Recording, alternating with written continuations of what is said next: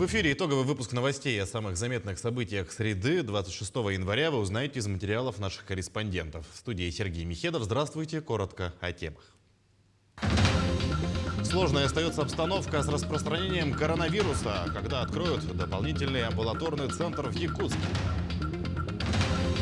Еще вчера они были студентами, а сегодня трудятся в красной зоне. На передовой в борьбе с ковидом весь коллектив мединститута СВФУ. В столичных поликлиниках наблюдают кратное увеличение вызовов врачей на дом, что рекомендуют медики на фоне повышенных нагрузок. Полуфабрикаты местного производства. В Ленске в продажу поступят пельмени и не только, всего 10 видов продукции. Гордость России и Якутии. Красавицы из Нерюнгри покорили международный конкурс красоты «Юная мисс мира». Завтра в столичном центре спортивной подготовки «Триумф» начнет работу дополнительный амбулаторный центр. Он призван взять на себя часть нагрузки на систему первичного звена здравоохранения. Сегодня готовность объекта проверил глава республики. Айсен Николаев осмотрел пункты по забору анализов, зону ожидания и терапевтические зоны. Работать в центре будут 175 человек, в числе которых врачи и медсестры. Дополнительный амбулаторный центр будет открыт ежедневно с 8 утра до 20 часов. Ожидается, что он сможет принять от 600 до 700 человек в день. Если есть просто признаки ОРЗ и ОРВИ, то доктор посмотрит, назначит лечение. А если есть признаки новой коронавирусной инфекции, то будет назначено лечение, будет оценена тяжесть. И если легкое течение, то, конечно же, на дому будут выданы лекарственные препараты. Но если же, не дай бог, тяжелое течение, то отсюда можно вызвать скорую помощь и уже госпитализировать. Тем временем еще 1710 человек заразились ковидом за минувшие сутки в Якутии, сообщает Оперштаб. Из них 1402 в Якутске. В Мегино-Кангаласском районе 150 случаев заражения, в Мирнинском 42, в Алданском 41, в Верхневилюйском 28, в Нюрбинском районе 17 случаев, в Амгинском 11, в Татинском 10, в Нерюнгринском районе 9 случаев заболевания ковидом.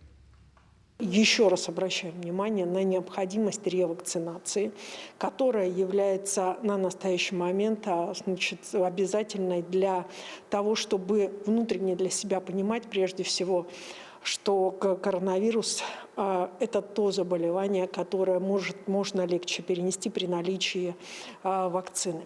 В настоящее время особой группой риска заболевших являются дети, 30% госпитализированных, и беременные женщины. Еще раз обращаю внимание на установку, которая дана медицинским работникам вчера после поручения главы Республики Саха-Якутия при выезде педиатрических бригад, количество которых увеличено.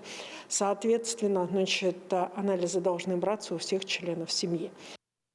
На передовой в борьбе с коронавирусом весь коллектив медицинского института СВФУ. С сегодняшнего дня в учебном заведении приостановлен учебный процесс. Студенты и преподаватели всеми силами помогают своим коллегам в колл-центрах, стационарах и терапевтических отделениях. Дежурят и в красной зоне. Вступить в борьбу с инфекцией в это непростое время – долг каждого медика, отмечают они.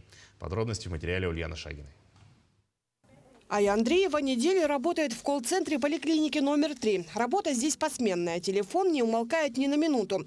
Ее задача – успеть ответить на все входящие, ведь от этого может зависеть чья-то жизнь. Да, надо же помогать сейчас, так как колл-центры сейчас очень сильно перенагружены, поэтому стараемся работать. Делаю заявки вызовов на дом и направляю пациентов. Звонков очень много, сразу же поступает и стараемся отвечать. Всего в больнице и поликлинике направлено 850 студентов мединститута. Если для младших курсов это волонтерство, то для старшекурсников – учебная практика. Ну а ординаторы, уже имеющие дипломы, привлечены как полноценные работники с трудоустройством. Это уже выпускники наши прошлых лет, имеющие диплом врача. Вот они встают как раз на место именно врачебных должностей, как врачами-стажерами. Если есть уже сертификаты специалистов по их специальностям, это могут быть как стационары, ну и поликлиники. В первую очередь, конечно, у нас большая помощь требуется в поликлиниках. Для сотрудников первичного звена такой приток молодых коллег – неоценимая помощь. Только в столичной поликлинике номер 3 вместе с врачами на передовой в борьбе с ковид 130 студентов. Все они после прохождения специального инструктажа выполняют разные функции, главной целью которых является улучшение оказываемой медицинской помощи. Первоначально они проходят большой инструктаж, как себя вести с пациентами, как соблюдать этику, деонтологию, как одеваться. Все это они проходят, как соблюдать режим и график работы. Работают в разных отделениях нашей больницы. Значит, они работают в инфекционном нашем стационаре, они работают в ковидной бригаде, работают в терапевтических отделениях, в кабинете вакцинации. И самое большое количество студентов у нас работают в колл-центре.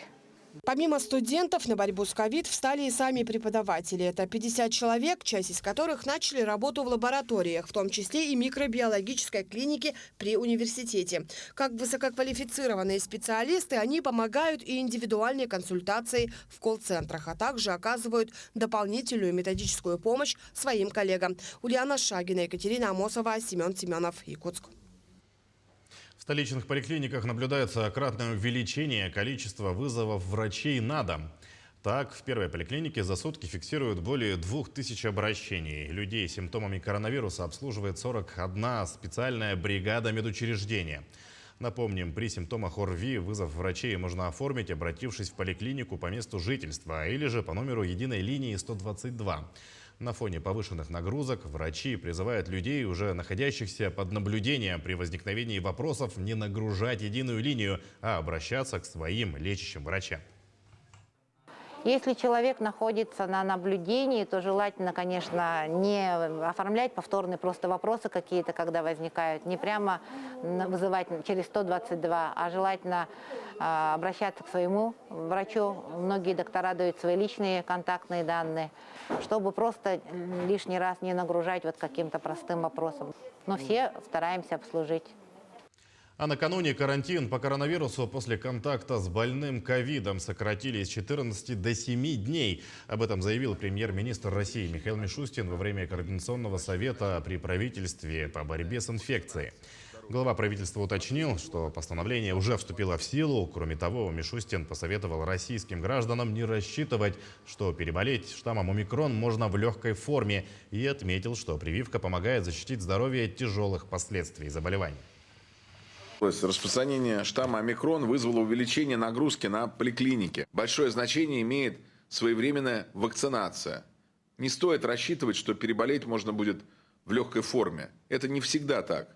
У болезни все равно есть последствия, и иногда крайне серьезные. Прививка помогает защитить от них свое здоровье. Во всех регионах есть запас вакцин. Глава Роспотребнадзора Анна Попова сообщила, что по итогам третьей недели зафиксирован рост заболеваемости в 83 регионах России.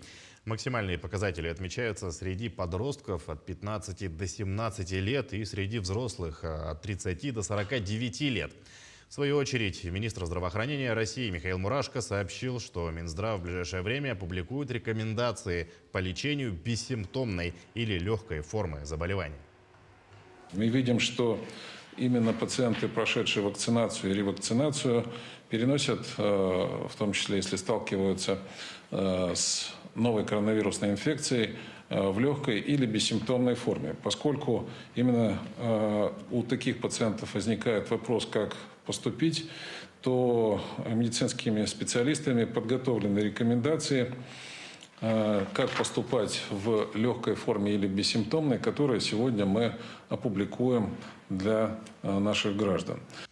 В сложной эпидситуации в группу риска по ковиду входят представители старших поколений и лица с хроническими заболеваниями. Несколько дней назад в Алданском межулустном доме-интернате для престарелых и инвалидов поселка Ленинский вновь был введен особый режим. Напомним, его сняли в апреле 2021-го. Сейчас интернат закрыт, возможность входа и выхода исключена. С проживающими находятся 10 сотрудников. Предполагается, что смена персонала продлится 14 дней. Администрация дома-интерната перешла на удаленный режим. Пищеблок и прачечная работают по прежнему графику. Контакты с проживающими исключены. Запасы продовольствия и бытовых принадлежностей имеются. Процедуры проводят в обычном режиме. К другим темам. В селе Чапаево Хангаласского района завершилось строительство современного корпуса Малой академии наук. В новом здании будут обучаться одаренные дети как из крупных республиканских городов, так и из отдаленных районов. Здание уже введено в эксплуатацию. Сейчас идет подготовка к официальному открытию корпуса. Подробности далее. Современное оборудование и комфортные условия. Новый учебно-лабораторный корпус Малой академии наук, построенный компанией «Роснефть», ввели в эксплуатацию в Якутии. Теперь с появлением многофункционального здания площадью более 7 тысяч квадратных метров количество обучающихся детей в Малой академии наук увеличится с 5 до 15 тысяч в год. Новое образовательное пространство позволит талантливым школьникам почувствовать поддержку и дальше развивать свои способности во всех сферах деятельности.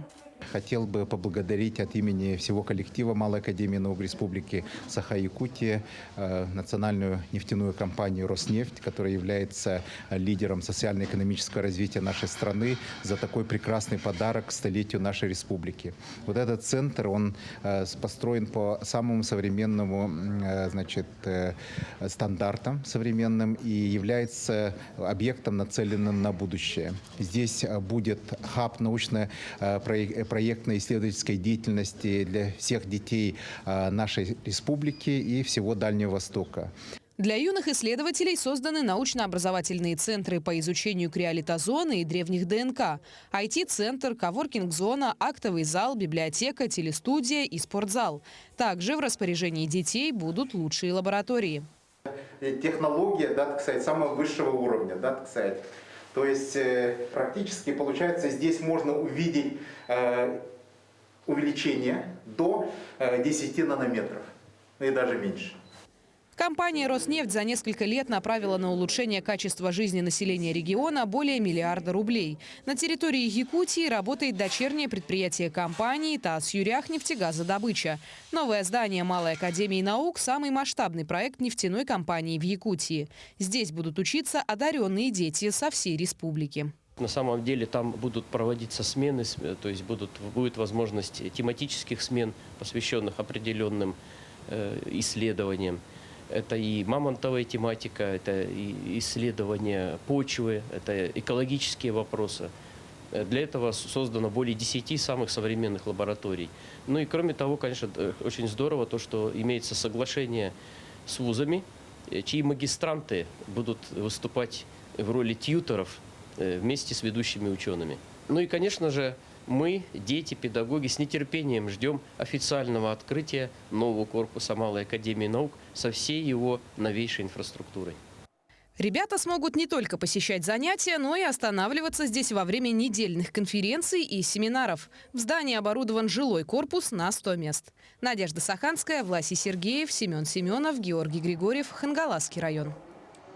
Съемки фильма, издание книг, организация научных экспедиций. И это далеко не все достижения якутского отделения Русского географического общества за прошлый год. Совещание попечительского совета РГО провел сегодня СН Николаев в режиме ВКС.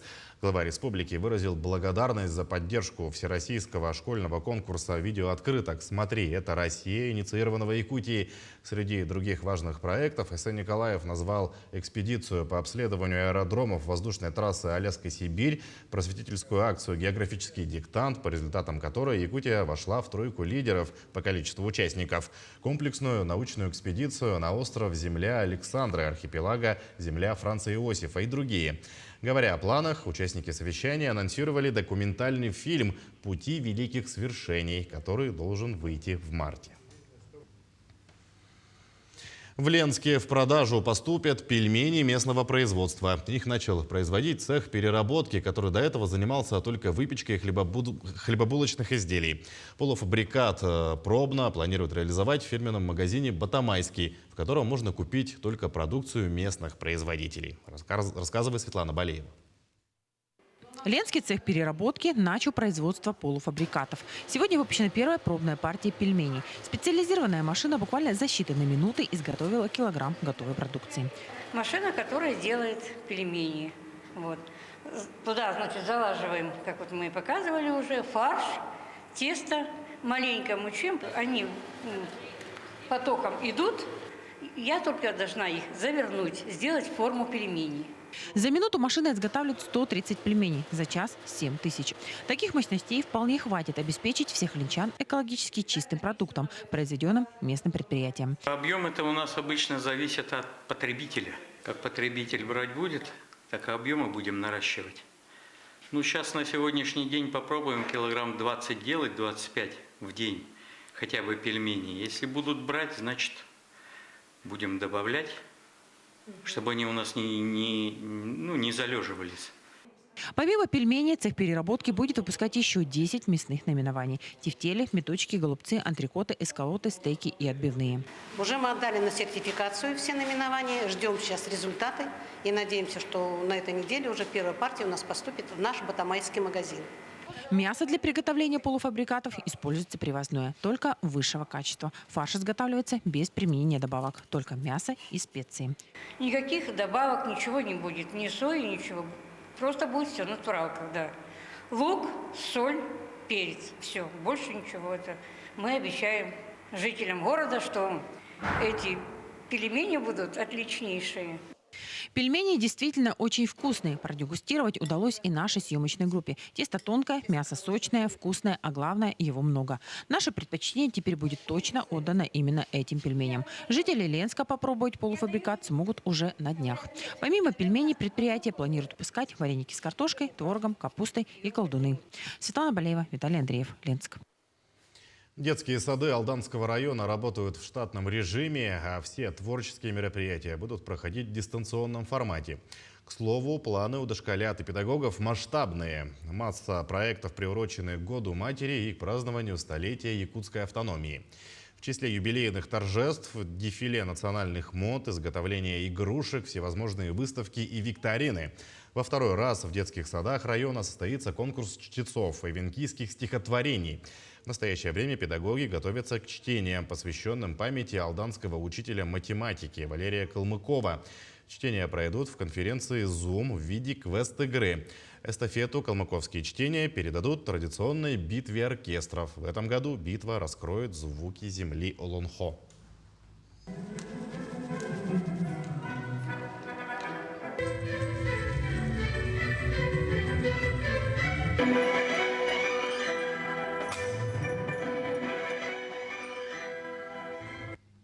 Юные нерюнгринки победили в международном конкурсе красоты «Юная мисс мира». В начале года в Македонии побывали 4 участницы из Нерюнгри, которые представили на мировом подиуме Россию и Якутию. Продолжит Ирина Кичигина.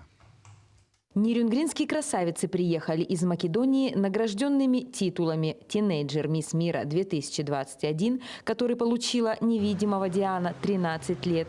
Первая юная вице-мисс мира получила Викторова Аделина, 17 лет. И 2 главные короны гран-при конкурса получили мини-мисс мира-2021 Садрисламова Александра, 7 лет, и юная мисс мира-2021 Катериненко Юлия, 17 лет.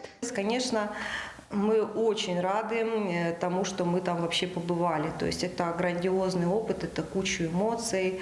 Организация была на высшем мировом уровне. К нам относились там, как к королевам. То есть в действительности девочки почувствовали, что они победительницы, что они заслуженно туда поехали. В течение 3 дней модели демонстрировали выходы на красной дорожке, в спортивной одежде, в вечернем платье и национальной одежде. Несмотря на то, что наши участницы представляли Россию, на подиум они вышли в якутских костюмах. Помимо этого, девочки принимали участие в различных дефиле известных дизайнеров. Победа доставалась с большими усилиями. Мы показывали коллекцию Оксаны Казаковой, показывали всякие свои платья, дефилировали, красиво позировали. Сложное было, что я однажды в театре целый день на ногах была. Самое сложное это было не уснуть, потому что мы постоянно были заняты, постоянные показы, постоянные конкурсы на каблуках, очень сильно устаешь, и поэтому прям хотелось спать сильно, силы заканчивались. Для родителей, приехавших поддержать участниц, конкурс оказался нелегким испытанием. Я думал, все так легко будет. Я никогда не представлял себе, что это очень сложно и очень тяжело, потому что переживал больше, наверное, я. Когда я первый раз увидел, как это все готовится, как это делается, то есть меня как бы режиссеры сразу попросили: папа, отойдите в сторону, уйдите, пожалуйста, не мешайте нам работать. Ваша девочка справляется, все нормально. Теперь победительницам предстоит участие в конкурсе «Юная мисс Вселенная», который состоится в июле этого года. А вообще весь 2022 год в индустрии моды посвящен столетию мирового дизайнера, кутюрье, модельера Пьера Кардена. И для наших моделей он будет очень насыщенным мероприятиями, поездками, встречами и показами. Ирина Кичигина, Вадим Барашков, Нерюнгри. Этой весной Ленский церковный хор ждет международный хоровой конкурс «Звучит Москва». В коллективе половина участников – непрофессиональные вокалисты, а 4 из 10 – дети.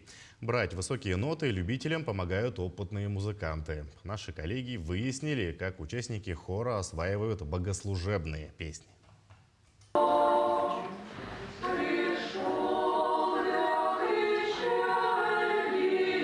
Ютятся в углу площадью метр на метр, однако поют не хуже профессионалов, которым в некоторых храмах выделяют по этажу.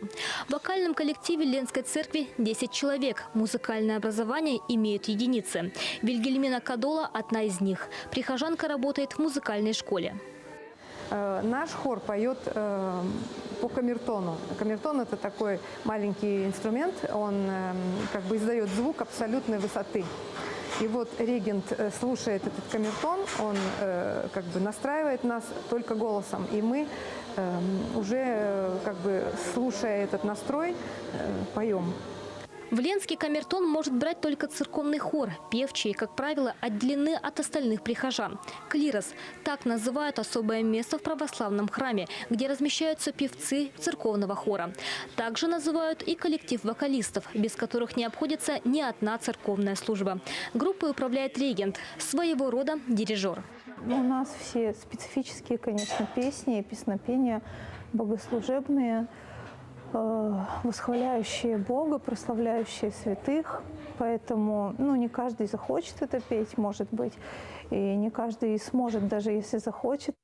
Начинающим певчим сначала дают небольшие произведения. На их изучение уходит минут 40. А серьезные композиции многие осваивают часами. Я закончила детскую школу искусств в прошлом году по классу вокала. И, получается, в церковном хоре я пою с 8 лет. Сначала это были легкие произведения, регент нам давала петь. Потом уже с каждым годом все более и более сложные. Чтобы попасть в ряды певчих, желания мало. Как минимум необходим чуткий слух. Человек должен изучить ноты и репертуар. Но если у прихожанина есть данные, церковным певчим можно стать за 2 месяца. Дарья Боискорова, Анастасия Белокреницкая, телеканал «Алмазный край». Таким наши корреспонденты увидели уходящий день. Мы продолжим следить за развитием событий. Всего доброго и до свидания.